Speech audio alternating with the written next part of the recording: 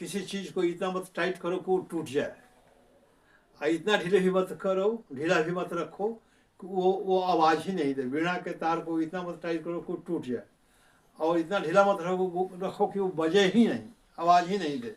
बीच बीच का रास्ता।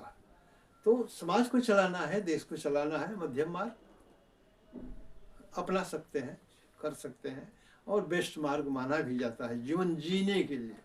ये हमको ये करना है, ये सब अडॉप्ट करना है।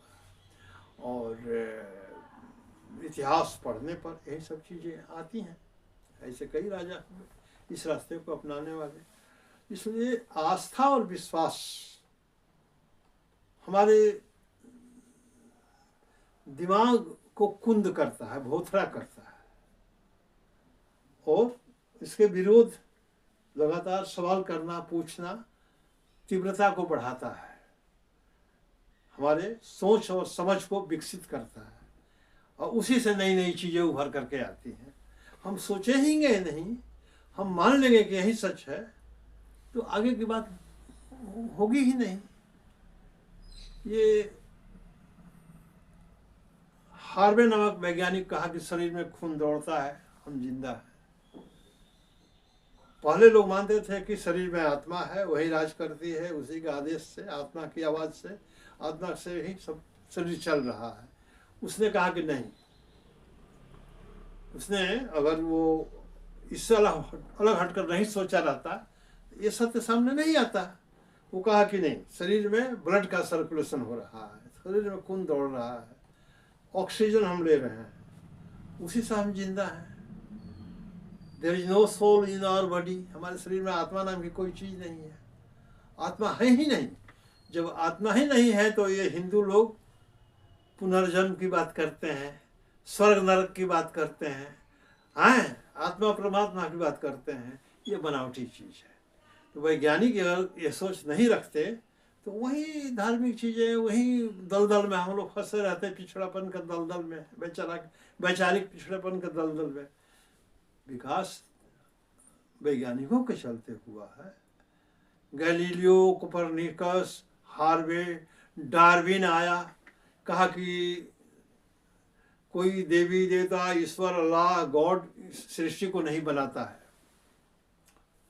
बता दिया कि कैसे ये विकास का परिणाम है, धीरे धीरे करके ये जीवन विकसित हुआ है, लगातार विकास के क्रम में हम हैं।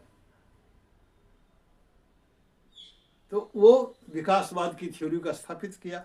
इनका सृष्टिवाद का थ्योरी, क्रिएशनिज्म की थ्योरी नष्ट हो गई सारे धर्मों की।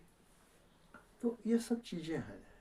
ये विज्ञान लगातार विकास के क्रम को विश्वास करता है, नई चीज़ों के खोज और अनुसंधान, और कभी नहीं कहता है कि ये अंतिम है, कभी नहीं कहता है। जानता है कि चीज़ें आगे और विकसित होंगी, और नई नई चीज़ें आएंगी हमारे सामने। सभी लोग मोबाइल यूज करते हैं।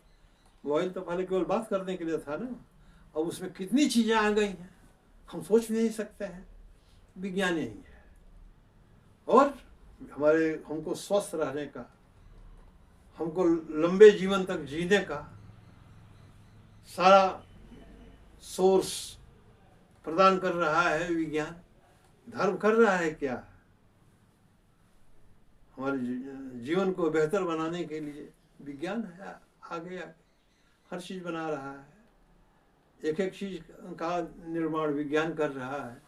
और ये विज्ञान जो अधार्मिक देश हैं, जहाँ धर्म हाशिए पर है, वही सबसे अधिक है। और जहाँ सबसे अधिक धर्म है वहाँ आविष्कार नहीं है, नई चीज़ें नहीं आती हैं। वो पुरानी चीज़ों में लोग उलझे रहते हैं। हिंदू धर्म में भी यही देखा जा रहा है। हिंदू धर्म में 10 साल से राज कर रहे हैं लोग, पीछे लौटा रहे हैं सोसाइटी को, वर्ण व्यवस्था को जिंदा रखना चाहते हैं, मनुस्मृति को लादना चाहते हैं। क्या अब संभव है? संभव नहीं है, क्योंकि विज्ञान का प्रभाव लोग और विज्ञान की देन को लोग स्वीकार कर चुके हैं, देख चुके हैं, भोग चुके हैं। इसलिए पीछे लौटने के लिए तैयार नहीं है।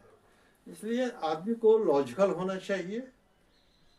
हर बच्चे को, हर नागरिक को तार्किक होना चाहिए, सवाल उठाना, समझ पैदा करना चाहिए, बौद्धिक होना चाहिए, बुद्धि का प्रयोग कीजिए, सोचिए, आंख मूंद करके मत मानिए।